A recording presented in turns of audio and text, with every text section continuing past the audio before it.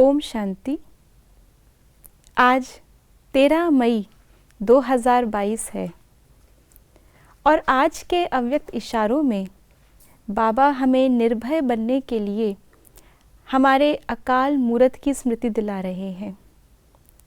तो आइए जानते हैं अंतिम समय को देखने के लिए और उस पेपर में पास होने के लिए बाबा के अव्यक्त इशारे। वर्तमान समय विनाश के समाचार देखते सुनते सभी आत्माएं भयभीत हैं। हर एक को चिंता है कि पता नहीं कल क्या होगा, लेकिन जितना ही वह फिक्र में है, चिंता में है, उतना ही आप शुभ चिंतक बन शुभ भावना, शुभ कामना की मानसिक सेवा से सभी को सुख शांति की अंजलि दो। अकाले मृत्यु वाली आत्माओं को अकाल मूरत बन शांति और शक्ति का सहयोग दो।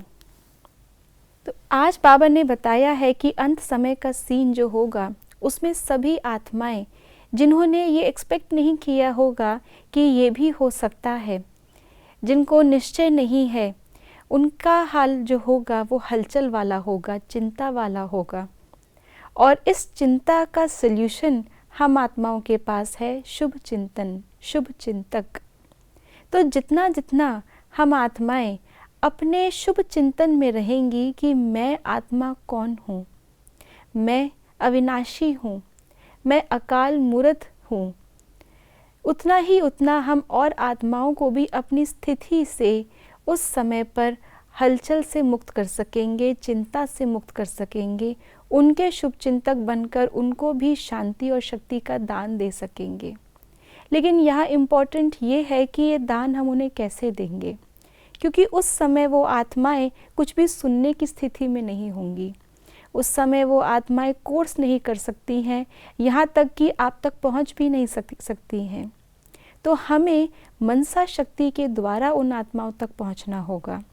इसलिए बाबा ने कहा है कि ये शुभ चिंतन और शुभ चिंतक बनना ये वाहन है जो हमारी मनसा शक्ति को उन आत्माओं तक पहुंचाएगा और उनको उनकी चिंता से मुक्त करेगा।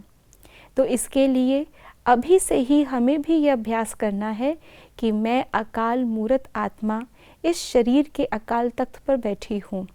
ये तख्त सभी का अलग अलग है। मैंने भी ऐसे 84 तख्त धारण किए और छोड़े हैं। तो इस बार भी जो विनाश के समय पर ये तख्त छोड़ना मेरे लिए कोई नई बात नहीं है। मुझे तख्त धारण करने की और तख्त छोड़ने की बहुकाल की प्रैक्टिस है, हर कल्प की प्रैक्टिस है। और इस कल्प में भी सबसे ज़्यादा हम आत्माओं ने ही ये प्रैक्टिस की है। इसलिए जितना जितना हम इस स्मृति में रहेंगे, हम अन्य आत्माओं तक भी इस शुभ चिंतन के वाहन से अपनी मनसा शक्ति और शांति को पहुंचा सकते हैं। ओम शांति।